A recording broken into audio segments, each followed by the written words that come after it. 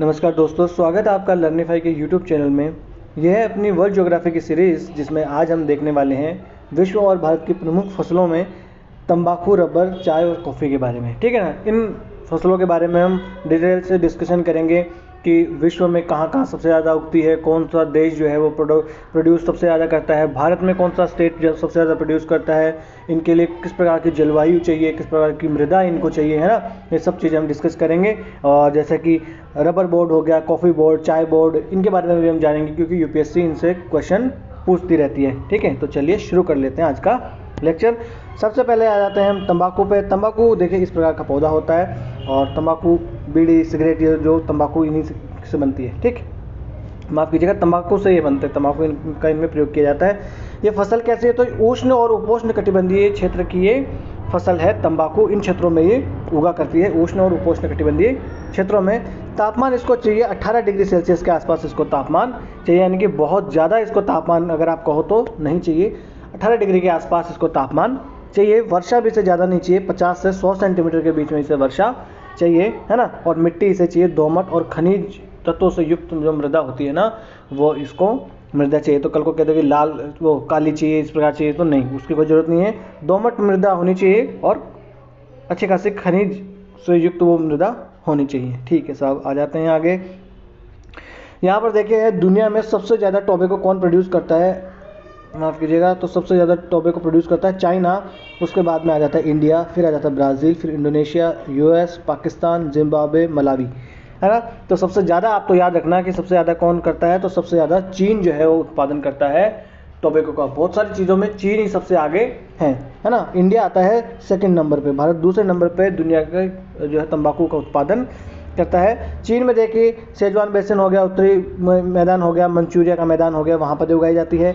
Brazil में भी ये उगाई जाती है, रियो डी ग्रांडे वगैरह, बहिया ब्लैंका वाला मैं क्षेत्र मैंने बताया था, तो बहिया वाला क्षेत्र वहाँ पर ये उगाया जाता है। और भारत की अगर बात करें तो आंध्र प्रदेश, गुजरात, कर्नाटक, महाराष्ट्र, बिहार, उत्तर प्रदेश, इस प्रकार से ये उगाया जाता है। यूएस में जो वर्जीनिया तंबाकू है, वर्जीनिया तंबाकू, ये वर्जीनिया तंबाकू जो है ये फेमस है यूएस की। और वहाँ पर एक क्यूबा नाम का देश है, क्यूबा में सिगार बनते हैं, है ना। सिगार क्या होता है, सिगरेट का बापू होता है, यानी सिगरेट छोटी सी होती है तो सिगार थोड़ा सा बड़ा सा होता है, फिल्मों में आपने देखा होगा। तो वो सिगार जो है वो क्यूबा में सबसे ज़्यादा बनाए जाते हैं। वहाँ के क्यूबियन जो सिगार होते हैं वो प्रसिद्ध है, वो अच्छी उत्तम क्वालिटी के होते हैं। ठीक है साहब, आगे आ जाते हैं। अब भारत में अगर देखा जाए तो ये देखिए इतना सारा डेटा लिखा है, ये ज़रूरी है हमें जानने के लिए। टॉप एक्सपोर्टर्स जो है वो कौन से हैं, तो ब्राज़ील देखिए 1.15 बिलियन का ये एक्सपोर्ट करता है, फिर यूएस एक्सपोर्ट करता है, फिर इंडिया एक्सपोर्ट करता है ना। भारत में सबसे ज़्यादा कहाँ उगाया जाता है, तो आंध्र प्रदेश में सबसे ज़्यादा उगाया जाता है, फिर कर्नाटक में, फिर गुजरात में, फिर उत्तर प्रदेश में, फिर तमिलनाडु में उगाए जाते हैं। यानी सबसे ज़्यादा अपने यहाँ तंबाकू कहाँ उगाया जाएगा, तो आंध्र प्रदेश वाले क्षेत्र में वहाँ उगाया जाता है, फिर कर्नाटक का, फिर गुजरात का नंबर आता है तंबाकू के उत्पादन में। सबसे ज़्यादा प्रोडक्शन तो देख चीन करता है, फिर करता है इंडिया, ठीक है ना। और एक्सपोर्ट कौन करता है, तो ब्राज़ील जो है वो सबसे ज़्यादा एक्सपोर्ट करता है रॉ टोबैको का, है ना। ठीक है, भारत में तंबाकू की खपत के कुछ डेटा वगैरह है वो देख लेते हैं हम। देखिए तंबाकू की वजह से बहुत सारे गैर संचारी रोग होते हैं। गैर संचारी रोग कौन से होते हैं, जो एक व्यक्ति से दूसरे व्यक्ति में छूने से नहीं फैलते हैं, वो गैर संचारी रोग होते हैं। जैसे कैंसर, हृदय रोग, मधुमेह, है ना, और पुरानी फेफड़ों की बीमारियां हैं वो होती है तंबाकू से। क्योंकि तंबाकू देखिए लोग कुछ तो खाते भी हैं, ऐसे वो चबाते नहीं हैं, खैनी में वो सब तामझाम चीज़ें होती हैं। साथ ही साथ सिगरेट खूब आदमी पीते हैं, सिगरेट पीने को लोग कूल समझते हैं। सिगरेट तो जहर है, मैं कह रहा हूँ, सिगरेट तंबाकू जहर है, कतई आपको इसका सेवन नहीं करना चाहिए। और कोई खाने में अच्छी लगे तो कोई अलग बात है, मैंने टेस्ट करके देखा, बहुत गंदी स्मेल आती है, इसमें अच्छी भी नहीं लगती। भारत में लगभग 27% कैंसर तंबाकू के उपयोग के वजह से होती है। जितनी कैंसर भारत में होती है उसका लगभग 27% वो तंबाकू की वजह से होता है कैंसर, ठीक है। और चीन के बाद भारत तंबाकू का दूसरा सबसे बड़ा उपभोक्ता और उत्पादक देश है। यानी चीन में सबसे ज़्यादा उत्पादन भी होता है, उपभोक्ता भी वही है, और हम दूसरे नंबर पे आते हैं उपभोक्ता के मामले में, ठीक है। ग्लोबल एडल्ट टोबैको सर्वे हुआ था 2016-17 के अनुसार भारत में लगभग 267 मिलियन जो वयस्क लोग हैं, यानी कि 15 वर्ष और उससे अधिक वाले, वो 29% जो है उनमें से तंबाकू का सेवन करते हैं।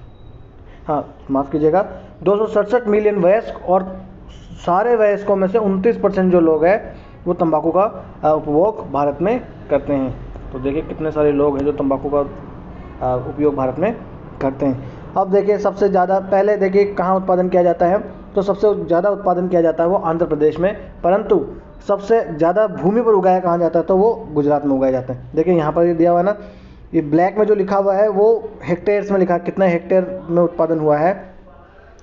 फिर जो ये कौन सा कलर है, ये जो आप समझ नहीं पा रहे हैं, थोड़ा पिंक पिंक सा जो कलर है, इस कलर में लिखा हुआ है प्रोडक्शन सबसे जो कहाँ हुआ है, और यील्ड इन पर हेक्टेयर जो है वो इससे लिखा हुआ है ब्लू कलर से।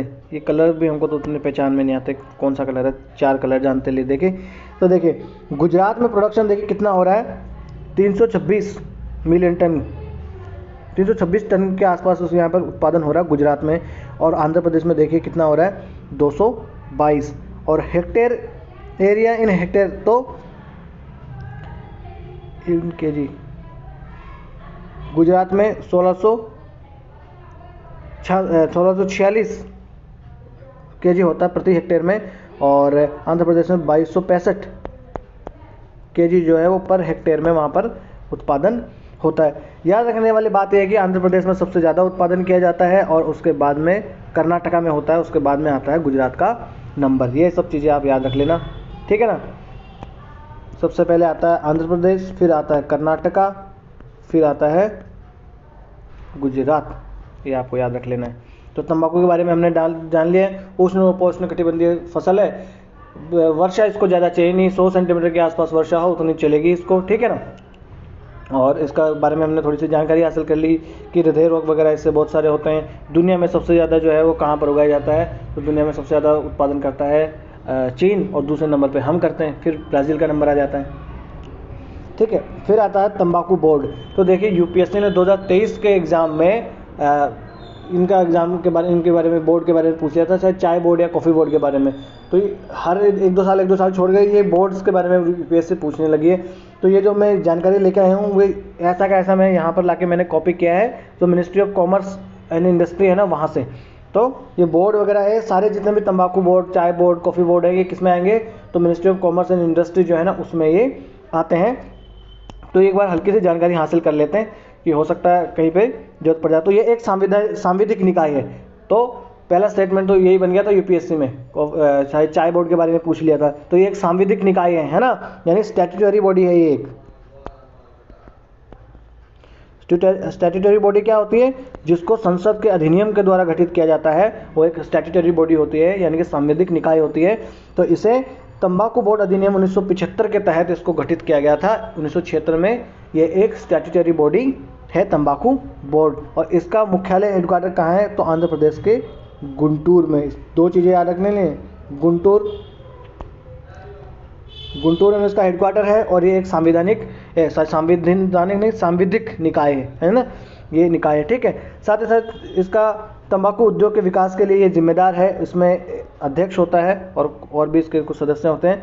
बोर्ड का प्राथमिक कार्य तंबाकू और उसके संबद्ध उत्पादों की सभी किस्मों का निर्यात संवर्धन करना है, यानी कि ज़्यादा से ज़्यादा एक्सपोर्ट करवाने में भूमिका निभाना है। इसके कार्य उत्पादन, वितरण, घरेलू और निर्यात के लिए फ्लूक्योर वर्जीनिया और तंबाकू के विनियमन तक इसके कार्य फैले हुए हैं। ये सब चीज़ें एक एक थोड़ा सा दिमाग में आपके पड़ा होना चाहिए कि हाँ ऐसा भी कुछ चीज़ है, क्योंकि यूपीएससी स्टेट बोर्ड्स जो है ये स्टेट पीसीएस वगैरह होते हैं वो यहाँ से पूछ लेते हैं।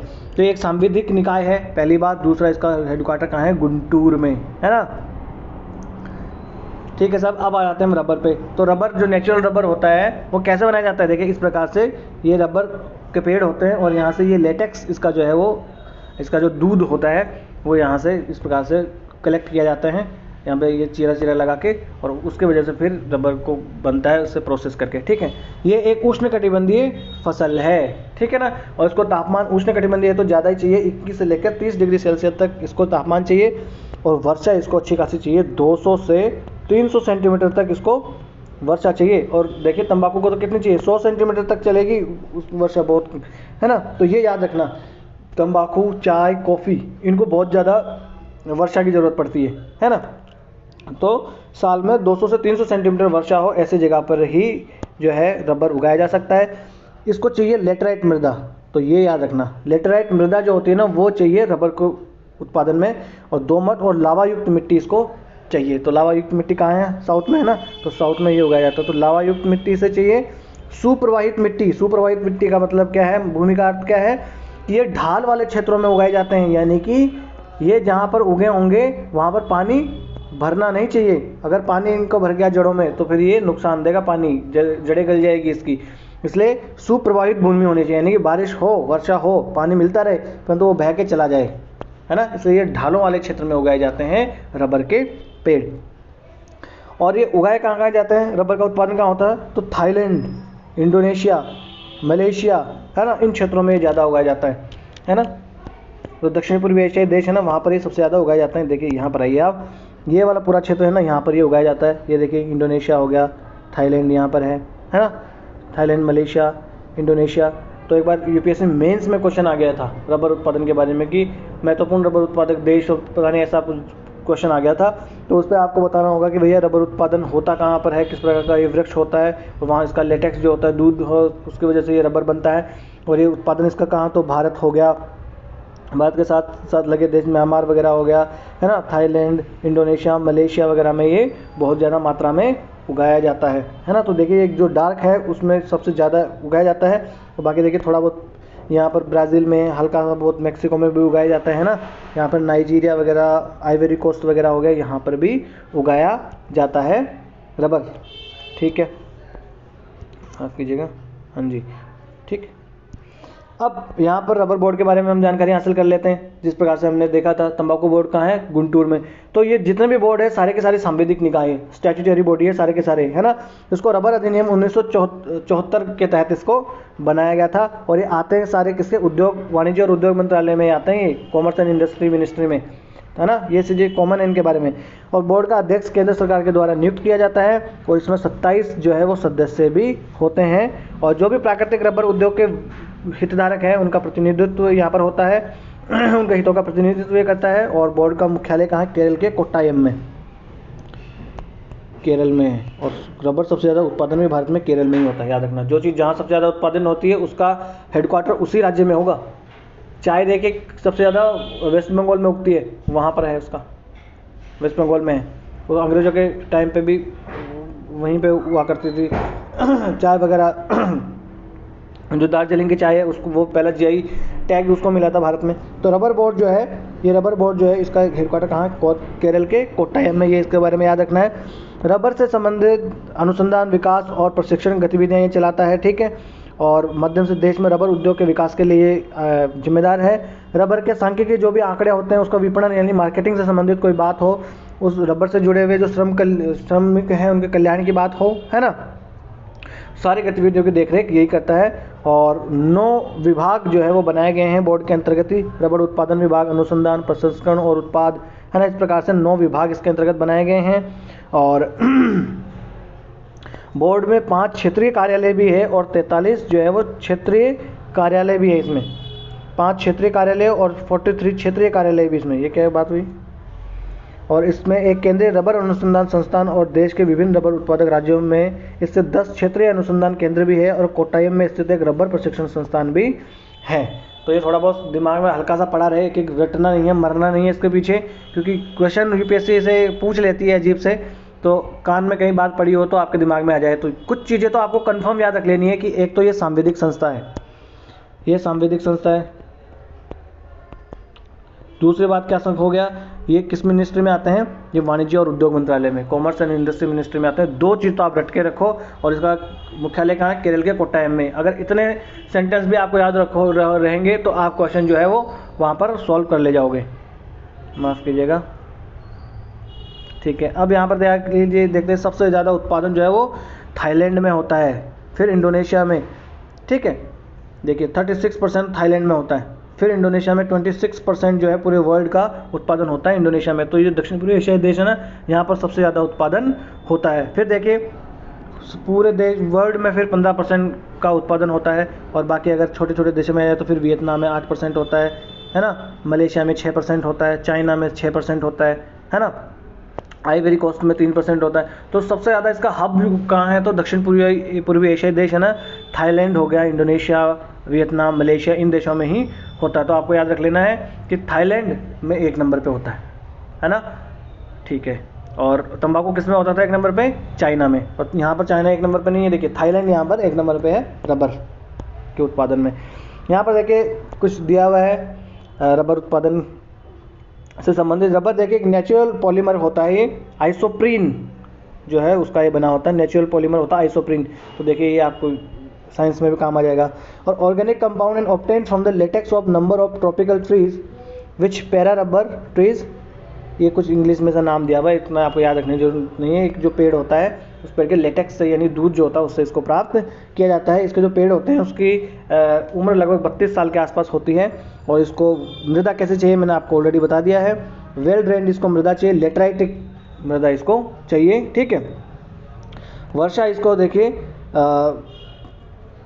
मैंने आपको ऑलरेडी बताया कि 200 से 300 सेंटीमीटर इसको वर्षा चाहिए होती है। तापमान इसको अच्छा खासा चाहिए, 20 से लेकर 34 डिग्री है ना, 34-35 डिग्री के आसपास इसको, यानी अच्छा खासा चाहिए। तो आप समझ जाना कि जो उष्णकटिबंधीय क्षेत्रों में कितना तापमान होता है उतने के आसपास इसको चाहिए, है ना। ह्यूमिडिटी अराउंड 80% ऑफ इसको चाहिए होती है, ठीक है। और 2000 घंटे कम से कम सनशाइन इसको मिलनी चाहिए, खूब धूप भी इसको चाहिए होती है, ठीक है। नेचुरल रबर का इस्तेमाल देखिए सिंथेटिक रबर बनाने के लिए इसका उपयोग किया जाता है ज़्यादातर तो। और भारत में एक रबर रिसर्च इंस्टीट्यूट भी है रबर बोर्ड के अंतर्गत, मैंने अभी आपको थोड़ी देर पहले ऑलरेडी बता दिया है। और वर्ल्ड के मेजर प्रोड्यूसर्स में थाईलैंड 1 नंबर पे आता है, इंडोनेशिया, मलेशिया, इंडिया, केरला। और फिर इंडिया में अगर देखा जाए तो केरला सबसे ज़्यादा जो है उत्पादन करता है रबर का, इसीलिए तो इसका हेडक्वार्टर केरल के कोट्टायम में है। लगभग 75% जो है, 75% से भी ज़्यादा जो है उसका उत्पादन केरला में, फिर तमिलनाडु में, फिर कर्नाटका में इसका उत्पादन होता है। तो जो दक्षिणी राज्य हैं वहाँ पर इसका ज़्यादा उत्पादन होता है। और इंडिया जो है वो 5th लार्जेस्ट प्रोड्यूसर है रबर का और 2nd लार्जेस्ट कंज्यूमर भी है रबर का। यानी हम उत्पादन तो करते हैं 5वें नंबर पे आते हैं, मगर कंज्यूमर जो है कंज्यूम करने में हम 2nd नंबर पे आते हैं। इसलिए लगभग अपना 40% रबर जो है वो तो हम इंपोर्ट से ही उसकी मांग को पूरा करते हैं। लगभग 40% रबर हम इंपोर्ट से मंगवाते हैं, है ना, आयात करते हैं उसका। और रबर बोर्ड ऑफ इंडिया है अपने यहाँ केरल के कोट्टायम में, 1974 के एक्ट के द्वारा ये बनाया गया था। और एक स्टैट्यूटरी ये बॉडी है ministry of commerce and industry के तहत। और ये मैं भैया आपको पहले ही यहाँ पर ये दिखा दूँ कि इनसाइट IAS जो है वहाँ से मैंने ये लिया है, वो सोर्स है, इसका क्रेडिट मैं दे दे रहा हूँ, ठीक है। अब आ जाता है कहवा। कहवा का मतलब क्या होता है, कॉफ़ी जो आप पीते हो ना, कॉफ़ी हो जाए तो वो कहवा देखिए इस प्रकार से ये बेरी सी होती है, यहाँ से बीज निकलता है इसका। तो कहवा भी एक उष्णकटिबंधीय फसल है, और उष्णकटिबंधीय फसल है तो इसको भी अच्छी खासी मात्रा में इसको भी वर्षा चाहिए। और इसकी 2 किस्में होती हैं, एक अरेबिका होती है, एक रोबस्टा होती है ना। अरेबिका के लिए 15 से लेकर 25 डिग्री तक का तापमान चाहिए, और रोबस्टा के लिए 20 से लेकर 30 डिग्री का तापमान चाहिए। नहीं, रोबस्टा जो होती है उसके लिए ज़्यादा तापमान चाहिए। रोबस्ट आदमी होता है उसको तो हर चीज़ ज़्यादा ही चाहिए, बड़ा आदमी होता है तो रोबस्टा को ज़्यादा चाहिए तापमान अरेबिका से। तो ऐसा स्टेटमेंट बन सकता है कि रोबस्टा जो है उसको ज़्यादा तापमान चाहिए अरेबिका से, या अरेबिका को ज़्यादा चाहिए रोबस्टा से, कंफ्यूज कराने के लिए। तो रोबस्टा आदमी को तो ज़्यादा चाहिए, तो रोबस्टा जो है वो ज़्यादा उसको तापमान चाहिए। वर्षा इनको 150 से लेकर 250 सेंटीमीटर तक चाहिए। मिट्टी इनको चाहिए लाल मिट्टी, और उसको हमने देखा था कि लेटराइटिक मृदा चाहिए किसे, रबर को।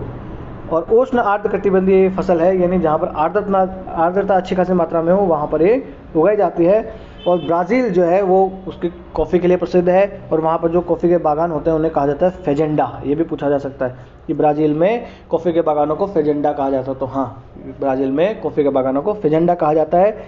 और वहाँ के मुख्य उत्पादक क्षेत्र कौन से हैं, साओ पालो, Rio de Janeiro, Manas grass, ये सब वहाँ पे हैं। फिर कोलंबिया में भी ये उगाई जाती है, बुकारामंगा, बगोटा, केल्डास, पूर्वी कार्डिलेरा, काउका घाटी, ये नाम तो आपको याद नहीं रहेंगे, मुझे पता पक्का। ये याद रखना कि ब्राज़ील और कोलंबिया में उगाए जाते हैं, और ब्राज़ील में फेजेंडा कहा जाता है। और उष्ण आर्द्र कटिबंधीय फसल है। 150 से 250 सेंटीमीटर के बीच में इनको वर्षा चाहिए, लाल मृदा इनको चाहिए।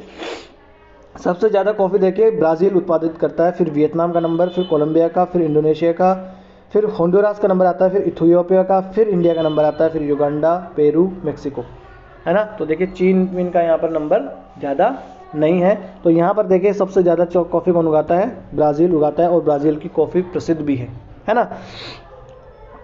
63.4 मिलियन टन जो है वो उसका उत्पादन किया जाता है ब्राज़ील के द्वारा, ठीक है। उसके बाद में किसका नंबर आता है, उसके बाद में आता है वियतनाम का 29 मिलियन टन्स, ठीक है। उसके बाद कोलंबिया का नंबर आता है ना। उसके बाद में इंडोनेशिया का नंबर आ जाता है। इंडिया तो देखिए first, second, third, fourth, fifth, sixth, seventh number पे आते हैं हम तो, और ये डेटा तो चेंज भी होता रहता है। तो ऐसा एक क्वेश्चन पूछेगा कि हम लोग कॉफ़ी में एक नंबर पे आते हैं या चीन एक नंबर पे आता है, ऐसा क्वेश्चन यूपीएससी बना देती है। तो नहीं भैया, चाइना भी एक नंबर पे नहीं आता, इंडिया भी एक नंबर पे नहीं आता, ब्राज़ील जो है वो कॉफ़ी में एक नंबर पे आता है। चलिए जी, अब देखिए ये यहाँ पर कॉफ़ी प्रोड्यूसिंग कंट्रीज़ यहाँ पर दी हुई है, हमें दिखा रखी है। जो अरेबिका है वो ग्रीन में दिखाया गया है, और जो रोबस्टा है वो आपको येलो कलर में दिखाया गया है। तो भारत में जो है वो रोबस्टा उगाया जाता है। रोबस्टा आदमी हैं हम लोग, तो रोबस्टा ही उगाएंगे। और ये कीनिया वगैरह में यहाँ पर देखिए उगाई जाती है। ये कोलंबिया वगैरह जो देश हैं यहाँ पर उगाया जाता है robusta. Brazil, Vietnam, Colombia, Indonesia, माफ़ कीजिएगा। हाँ जी, तो ये देखिए कोलंबिया, पेरू यहाँ पर उगाई जाती है। ब्राज़ील में खूब उगाई जाती है ये कॉफ़ी, ठीक है। और एवरेज प्राइस भी आपको यहाँ पर दिखा होगा कि येलो वाले में रोबस्टा का है, कोलंबियन मिड अरेबिका यहाँ पर है। तो रोबस्टा की प्राइस कम होती है, जो अरेबिका है उसकी प्राइस जो है वो ज़्यादा होती है। और हम तो रोबस्टा वाली ज़्यादा उगाते हैं, अरेबिका वाली ज़्यादा नहीं उगाते हैं, ठीक है। और सबसे ज़्यादा कंज्यूमर जो है वो कहाँ पर है इसके, तो वो नीदरलैंड्स में है, फिर फिनलैंड, फिर स्वीडनलैंड। तो ये यूरोपियन कंट्रीज़ जो है ना वो सबसे ज़्यादा इसको कंज्यूम करते हैं, हम लोग तो उत्पादन करते हैं। और इसका उत्पादन तो देखिए 1798 में जब ईस्ट इंडिया कंपनी भारत में आती है, और भारत में आ तो पहले ही जाती है, परंतु ईस्ट इंडिया कंपनी के द्वारा 1798 में इसका उत्पादन शुरू कर दिया जाता है। और फिर 1820 में इसका पूरा व्यापारिक उत्पादन करना शुरू कर दिया जाता है। और भारत में लगभग पूरे विश्व का 4% जो है वो अपने यहाँ उत्पादन किया जाता है, ठीक है। और भारत का कहवा जो है वो कॉफ़ी बहुत उत्तम कोटि की होती है। विदेशों में भी इसकी मांग होती है कि भाई भारत की कॉफ़ी है, भारत की कॉफ़ी है। भौगोलिक दशाएं मैंने ऑलरेडी आपको बता दिया। तापमान इसको अच्छा खासा चाहिए, वर्षा इसको 150 से 250 सेंटीमीटर के बीच में चाहिए, ठीक है। और अधिक समय तक पानी नहीं मिलने की वजह से या जड़ों में जो पानी ठहर जाए उसकी वजह से कॉफ़ी की फसलें ख़राब हो जाती है। और इसके लिए अच्छे जल निकास वाले धरातल की इसको आवश्यकता होती है। ये भी थोड़े ढलान वाले क्षेत्र में ही उगाया जाता है ताकि पानी इसकी जड़ों में रुके ना और पानी मिलता भी इसको रहे। और इसको चाहिए दोमट लावा मिट्टी, इसको चाहिए होती है किसको, कॉफ़ी को, ठीक है साहब। इंडिया का कॉफ़ी मार्केट का हम डेटा अगर देख लें तो सबसे ज़्यादा कर्नाटका में कॉफ़ी उगाई जाती है, और फिर केरल में उगाई जाती है, फिर तमिलनाडु में उगाई जाती है। तो कर्नाटका में सबसे ज़्यादा उगाई जाती है, तो कॉफ़ी बोर्ड कहाँ होगा, कर्नाटका में ही होगा। कहाँ पर, बेंगलुरु में। ये अभी देखेंगे आगे। यहाँ पर देखिए जीवांश और लोहे के अंश वाली मिट्टी इसको चाहिए होती है। और कहवा के पौधों को उगाने और दूसरी जगह रोपने, फलों को तोड़ने के लिए, सुखाने के लिए, पीसने के लिए, डब्बा बंद करने के लिए बहुत सारे सस्ते श्रमिकों की आवश्यकता पड़ती है। भारत में 2 प्रकार की कॉफ़ी पैदा की जाती है, अरेबिका और रोबस्टा। अरेबिका उच्च कोटि की कॉफ़ी होती है, माफ़ कीजिएगा मैंने रोबस्टा आपको बता दी थी। तो अरेबिका उच्च कोटि की जो कॉफ़ी होती है, और हालांकि इसमें कीड़े जो है वो अधिक लग जाते हैं। और रोबस्टा कॉफ़ी है वो रोग रोधी होती है। और देश का कहवा क्षेत्र का 90% से अधिक क्षेत्र दक्षिणी राज्यों में ही होता है, जैसे कर्नाटका, केरल, आंध्र प्रदेश, तेलंगाना वगैरह में। और देखिए ये उत्तरी पूर्वी राज्य हैं, यहाँ पर भी ये उगाई जाती है। उत्तर पूर्व का राज्य कोई सा भी हो, सिक्किम को छोड़ दो तो वहाँ पर कॉफ़ी उगाई जाती है। यूपीएससी ने पूछ लिया था एक बार कि चाय उत्पादक राज्य कौन कौन से हैं, तो कॉफ़ी के बारे में भी पूछ सकते हैं, है ना। तो महाराष्ट्र के तो नहीं उगे गए, गुजरात के तो नहीं, तो दक्षिण राज्यों में ये मैक्सिमम उगती है ना। ओडिशा वगैरह में भी देखिए उगती है, और बाकी नॉर्थ ईस्ट में ये उगती है। 90% से ज़्यादा क्षेत्र तो दक्षिण राज्यों में ही है, और कर्नाटक सबसे ज़्यादा इसका उत्पादन करता है। फिर देखिए तमिलनाडु, आंध्र प्रदेश, महाराष्ट्र में भी उत्पादन होता है, माफ़ कीजिएगा। आसाम, मिजोरम, नागालैंड, त्रिपुरा में भी इसका उत्पादन होता है। यानी इस क्षेत्र से लगा हुआ कोई क्षेत्र है, सटा हुआ, तो उसमें उत्पादन होता है। अब एकदम कह दें पंजाब में होता है तो वहाँ पर नहीं होता। कॉफ़ी बोर्ड के बारे में हम जान लेते हैं। तो एक चीज़ संवैधानिक निकाय, ठीक है साहब। दूसरा कॉमर्स एंड इंडस्ट्री मिनिस्ट्री के बीच में। तीसरा बेंगलोर में इसका हेडक्वार्टर है। भाई कर्नाटक में तो कौन फेमस जगह है, बेंगलोर ही है, हम जानते हैं किसको, बेंगलोर को। हालांकि मैं तो खूब जगह जानता हूँ क्योंकि मैं कर्नाटक में रहा हूँ। तो कॉफ़ी बोर्ड जो है वो बेंगलोर में इसका हेडक्वार्टर है। बाकी अब देख लेते हैं। एक सांविधिक निकाय है, संवैधानिक संगठन है, ये देखिए, जबकि मैं कॉफ़ी बोर्ड की जो साइट है वहीं से लेके आया हूँ, फिर भी यहाँ पर भी गलती है। संवैधानिक बोर्ड नहीं है, संवैधानिक वो होता है हिंदी में, यहाँ पर देखिए ट्रांसलेशन में गलती हो जाती है, इसलिए इंग्लिश को प्रेफर आपको करना चाहिए, क्योंकि एग्ज़ाम में तो मानेगा जो इंग्लिश में लिखा है वही सही है। तो ये संवैधानिक नहीं है, संवैधानिक वो निकाय होते हैं जिनका उल्लेख संविधान के किसी आर्टिकल में होता है, तो ये संवैधानिक नहीं है, ये गलत है, सांविधिक है, स्टैट्यूटरी है, यानी पार्लियामेंट के किसी एक्ट से बनाया गया है। तो ये देखिए 1942 के कॉफ़ी बोर्ड अधिनियम के, जो कॉफ़ी अधिनियम है उसके द्वारा इसे बनाया जाता है और भारत सरकार की बनाया गया था। और भारत सरकार के वाणिज्य और उद्योग मंत्रालय के तहत आते हैं। एक अध्यक्ष होता है, 33 सदस्य इसके होते हैं, ठीक है। और फिर बाकी आप नीचे अगर आ जाओ तो बोर्ड मुख्य रूप से अनुसंधान, विस्तार, विकास, बाजार, आसूचना, बाहरी और आंतरिक संवर्धन, कल्याणकारी उपाय के क्षेत्र से संबंधित जो भी चीज़ें हैं वो ये देखता है। बोर्ड के पास कर्नाटक, केरल, तमिलनाडु, आंध्र प्रदेश, उड़ीसा और उत्तर पूर्वी क्षेत्रों के कॉफ़ी उत्पादक क्षेत्रों में स्थित इकाइयों के अलावा चेट्टाली कर्नाटक में, एक उप स्टेशन चुड़ैल जो केरल में है वहाँ पर, और येंडीगुंडी तमिलनाडु में, और नरसीपट्टनम आंध्र प्रदेश में, टीफू आसाम में क्षेत्रीय कॉफ़ी अनुसंधान स्टेशनों के साथ बलेहोनूर कर्नाटक में एक केंद्रीय कॉफ़ी अनुसंधान संस्थान भी है। तो इतना कोई मरना नहीं है इसके पीछे, कभी कभार क्वेश्चन आते हैं। और मेन चीज़ आपको याद रखनी है, सांविधिक निकाय है, कॉमर्स इंडस्ट्री मिनिस्ट्री में आती है और बेंगलोर में हेडक्वार्टर है, ठीक है। बाकी कोई कॉफ़ी अनुसंधान संस्थान वगैरह है ये देख लेना, थोड़ा दिमाग में पड़ा हो तो बहुत है। कॉफ़ी को निपटा दिया, अब हम पीते हैं चाय। भारत में सबसे ज़्यादा चाय पी जाती है, आपको पता ही है। उष्णकटिबंधीय फसल है ये भी, तापमान भी उसको भी अच्छा खासा चाहिए, 20 से 30 डिग्री जो कॉफ़ी को चाहिए उतना ही इसको भी चाहिए। वर्षा भी उसको कॉफ़ी के वाली चाहिए, है ना। वहाँ पर देखिए 150 से 250 सेंटीमीटर के बीच में थी, इसको थोड़ा सा कॉफ़ी से कम भी मिल जाए तो चलेगा, 125 से 200 सेंटीमीटर तक वर्षा इसको मिल जाए। और इसको चाहिए हल्की गहरी बलुई दोमट मिट्टी जिसमें पोटाश और लोहांश खूब मात्रा में भरा हुआ हो। देखिए कॉफ़ी में भी खूब मात्रा में उसको पोटाश चाहिए था, ठीक है। या उर्वरक इसमें हड्डी का खाद दे दो, अमोनिया सल्फेट इसको चाहिए होता है। भारत में ये आसाम की घाटी में, बंगाल का तो दार्जिलिंग है वहाँ पर, जलपाईगुड़ी, दक्षिण भारत में नीलगिरी और अन्नामलाई की पहाड़ियों में ये उगाया जाता है। चीन में ये यांगत्से कियांग घाटी यानी कि यांगत्से रिवर है उसकी घाटी में ये उगाया जाता है। यांगत्से घाटी में आप तो कहीं स्टेटमेंट उल्टा सीधा बन नहीं जाए, कभी यूपीएससी का क्या भरोसा। तो यांगत्से कियांग या यांगत्से नदी के घाटी में जो कुछ भी बता दे बोल रही उगता है, मेरा आपको नहीं पता है तो ठीक है, ठीक है। देखिए ये अंग्रेज़ों ने यहाँ पर उत्पादन इसका शुरू किया था, पर जंगली अवस्था में तो ये आसाम में हमेशा से ही ये पाई जाती थी। चाय के पेड़ जो होते हैं, बस उन्होंने क्या किया उसका परीक्षण कर लिया और फिर उन्होंने उगाना शुरू कर दिया इसमें, है ना। 1834 में अंग्रेज लोगों ने इसको परीक्षण किया, यार ये क्या चीज़ है, इसको तो चाय में पानी में घोल के पिया जा सकता है और बढ़िया लग रही है, मस्त यार, एनर्जी मिल रही है थोड़ी सी, तो उसको उगा लिया अंग्रेज़ों ने। और भारत में देखिए वर्तमान में चाय बहुत ही मुख्य व्यापारिक फसलों में एक मानी जाती है और इसके निर्यात से भारत को लगभग 2300 करोड़ रुपए की विदेशी मुद्रा हर साल हमको प्राप्त होती है। और विश्व के उत्पादन में भारत का पहला स्थान है चाय में। हालांकि कुछ डेटा जो है बताते हैं वो चीन को बताते हैं कि चीन में जो है सबसे ज़्यादा चाय उगाई जाती है। पूरे विश्व की लगभग 28% चाय जो है वो भारत में उगाई जाती है। तो देखिए यूपीएससी यहाँ से स्टेटमेंट बना देगी कि लगभग 50% चाय जो है वो भारत में उगाई जाती है, तो आप कह दो कि लगभग 1/3 चाय जो है ना विश्व की वो भारत में उगाई जाती है। और अंतर्राष्ट्रीय चाय व्यापार में भारत का हिस्सा 15% है। लगभग 4.34 करोड़ हेक्टेयर भूमि पर चाय उगाई जाती है भारत में। तो यहाँ से याद रखना है कि 1/3 पूरे विश्व की 1/3 चाय जो है, लगभग 1/3, एकदम 1/3 नहीं, लगभग 1/3 चाय जो है वो भारत में उगाई जाती है, ठीक है ना। भौगोलिक दशाओं में इसे कहा जाए वृक्षों की छाया में इसके पौधे जो है वो बढ़ते हैं अच्छे से।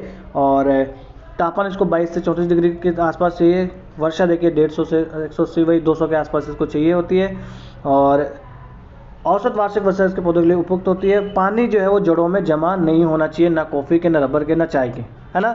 चाय के उद्यान मुख्य रूप से 610 से लेकर 1830 मीटर की ऊंचाई पर पहाड़ी ढालों पर ही आपको मिलेंगे। तो ऊंचाई वाले क्षेत्रों में मिलते हैं 600 से लेकर 1850 के आसपास, यानी 6 से 3 गुना कर लो 18, तो वहाँ तक पाए जाते हैं। 600 से 1800 मीटर की ऊंचाई तक पाए जाते हैं, आप याद रखना, ठीक है।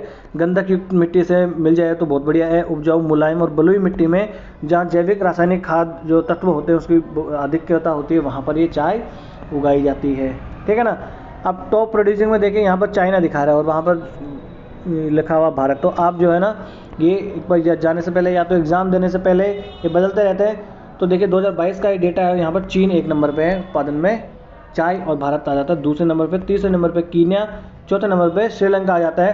परंतु हम जो है एक्सपोर्ट के मामले में पहले स्थान पर बिल्कुल भी नहीं हैं। जो दार्जिलिंग की चाय है वो पोटाश और फास्फोरस की अधिकता के कारण वहाँ की चाय सुगंधित होती है, और भारत में पहला जीआई टैग जो भी इसको ही दिया गया था, जियोग्राफिकल इंडिकेशन टैग जो है ना वो दिया जाता है, वो दार्जिलिंग की चाय को ही दिया गया था सबसे पहला, है ना। वहाँ पर पोटाश और फास्फोरस की वजह से वो सुगंधित होती है। तो किसकी वजह से सुगंधित होती है? पोटाश और फास्फोरस की वजह से। और इसकी खेती के लिए भी देखिए सस्ते श्रमिकों की आवश्यकता होती है, वो पत्तियाँ तोड़ने के लिए, फिर उसको छांटने के लिए, वो तमाम तामझाम करने के लिए, है ना। और भारत के कुल चाय का लगभग 98% भाग आसाम, पश्चिम बंगाल, तमिलनाडु, केरल के अंतर्गत आते हैं। बाकी छोटा मोटा तो बहुत सारी जगह पर उगाया जाता है। त्रिपुरा में जरूर उगाया जाता है क्योंकि यूपीएससी ने एक बार पूछ लिया था ये। भारत अपने कुल उत्पादन का लगभग 20% निर्यात करता है, 80% तो हमें डकार जाते हैं आप, क्योंकि भारतीय लोगों को सुबह चाय, दोपहर जब चाहो तब चाय चाहिए। और लगभग 80 देशों को हम निर्यात कर देते चाय का। और निर्यात में भारत का स्थान कीनिया और श्रीलंका के बाद में तीसरे स्थान पे आता है। और कीनिया और श्रीलंका की चाय तो बहुत ज़्यादा आप कहो कि उत्तम क्वालिटी की भी होती है। तो हमारा स्थान जो है तीसरा। कोई कहने लग जाए कि भारत का पहला स्थान है एक्सपोर्ट में, तो नहीं, अपना एक्सपोर्ट में बिल्कुल पहला स्थान नहीं है। उत्पादन के मामले में भी हम दूसरे पे हैं, चीन 1 नंबर पे हैं, और एक्सपोर्ट के मामले में हम 3 नंबर पे आते हैं, ठीक है ना। तो यहाँ पर देखिए सबसे ज़्यादा एक्सपोर्ट करता है कीनिया 27% के आसपास, और श्रीलंका, चाइना लगभग 70% के आसपास करते हैं। फिर भारत तो इनके बाद में करता है, यानी श्रीलंका, चीन, कीनिया के बाद में भारत का नंबर आता है। सबसे ज़्यादा भारत किसको एक्सपोर्ट करके पैसा कमाता है? तो ईरान और रशिया, यूएसए, यूएई, हाँ। तो सबसे ज़्यादा हम ईरान को चाय बेच के पैसा कमाते हैं, फिर रशिया को। देखिए यहाँ पर चाय उगाई जाती है, जो डार्क में दिया गया जैसे अर्जेंटीना वगैरह हो गया, यहाँ पर ये ईरान वाला क्षेत्र हो गया है, यहाँ पर टर्की वाला क्षेत्र हो गया है, यहाँ पर कीनिया वगैरह वाला क्षेत्र हो गया, तंजानिया वाला क्षेत्र हो गया, मोजाम्बिक वाला, यहाँ पर भारत हो गया, ये चीन हो गया, है ना, उत्तर पूर्वी राज्य हो गए, ये यहाँ पर इंडोनेशिया वगैरह वाला क्षेत्र हो गया। यहाँ पर चाय उगाई जाती है। बाकी थोड़ी बहुत तो देखिए कहीं पर भी उगाई जाती है, माइनर तो, है ना।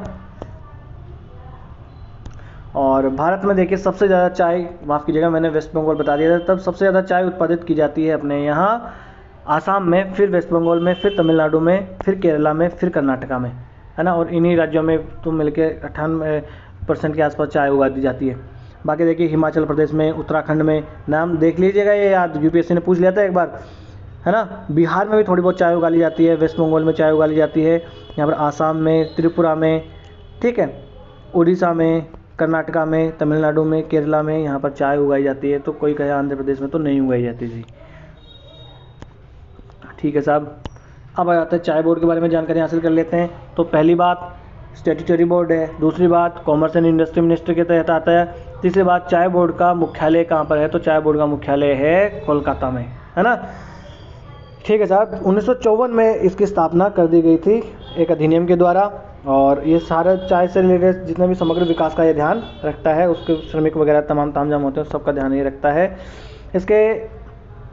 इसका कार्यालय हेडक्वार्टर है कोलकाता में, और 2 क्षेत्रीय कार्यालय इसके हैं उत्तर पूर्वी क्षेत्र में, आसाम के जोरहाट में एक है, और एक है तमिलनाडु के कुन्नूर में, है ना।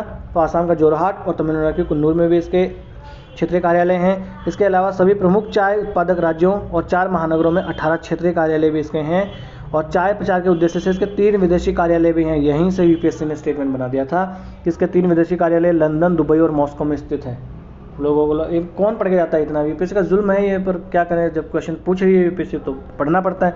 तो लंदन, दुबई और मॉस्को में इसके क्षेत्र विदेशी कार्यालय भी हैं। और छोटे क्षेत्र की विकासात्मक ज़रूरतों को पूरा करने के लिए राष्ट्रीय चाय उत्पादन का 1/3 से अधिक हिस्सा इसका होता है। और रिपोर्ट के तहत वर्ष के दौरान अलग अलग निदेशालय की स्थापना भी की गई है।